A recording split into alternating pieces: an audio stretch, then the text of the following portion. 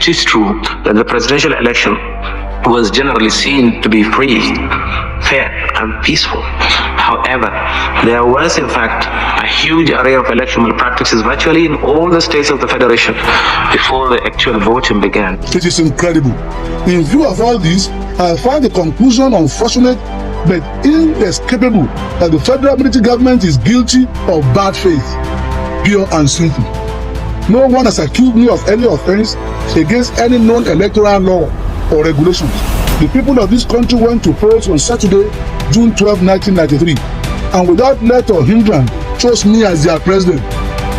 Didn't they? June 12 is more than a date in Nigerians' history. It is a reminder of a struggle for the right of citizens to choose their leaders, a struggle for accountable government, a struggle for democracy itself.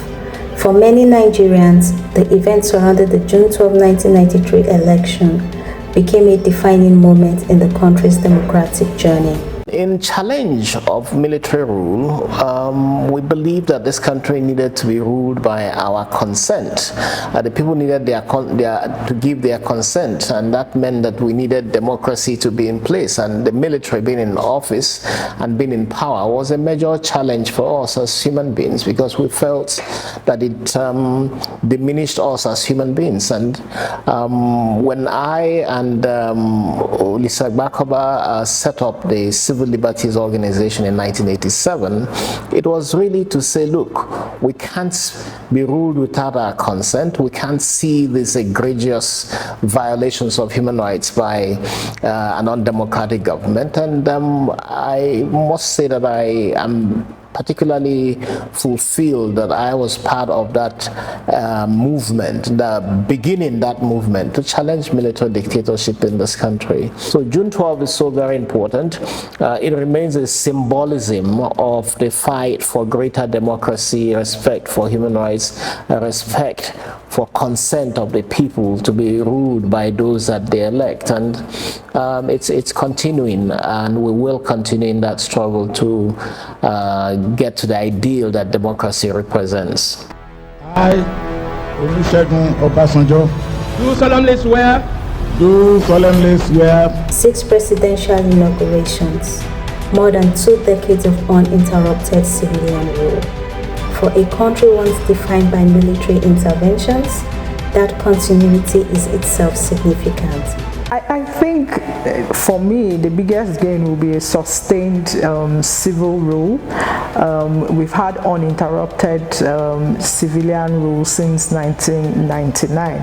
Of course, it's not without its challenges, but the fact that we have had quite a bit in the early years, I would say there used to be a lot of post-election violence, but in recent times we've had sort of peaceful transition of power in Nigeria since 1999. For me, that's the biggest gain. I can tell you, those who are older than us and who have witnessed the military rule in this country will tell you that is not an era they will encourage us to go back to.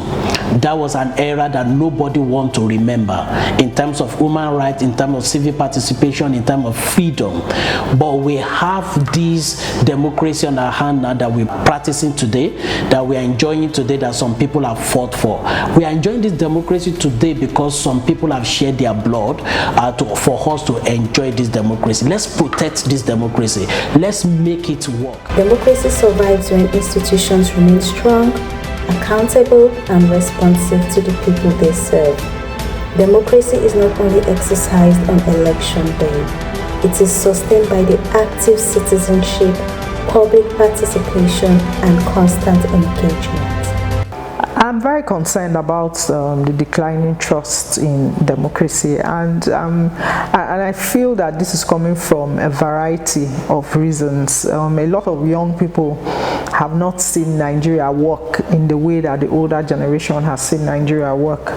What they see is basically a system that seems to be failing, and that has caused the declining trust in democracy. So a couple of things can be done to rebuild confidence in our democracy and public confidence in the system. And I'll start with strengthening our institutions to show more independence, and we'll start with the Independent National Electoral Commission, because that directly affects the area where I work. When we started this year, a lot of citizens wanted the provisions of the Electoral Act to show a more transparent system, and what we ended up seeing was a watered down version of what had been proposed to the Electoral Act. I think this is not a good way to rebuild confidence in the system. As we mark June 12, I call on government institutions, political parties, civil society organizations, and citizens to renew their commitment to building a democracy that leaves no one behind. 33 years after June 12, Nigeria's democratic journey continues. Its future will be shaped not only by leaders and institutions, but by citizens determined to make democracy work. Happy Democracy Day. Happy Democracy Day, Nigeria. Happy Democracy Day. Happy Democracy Day.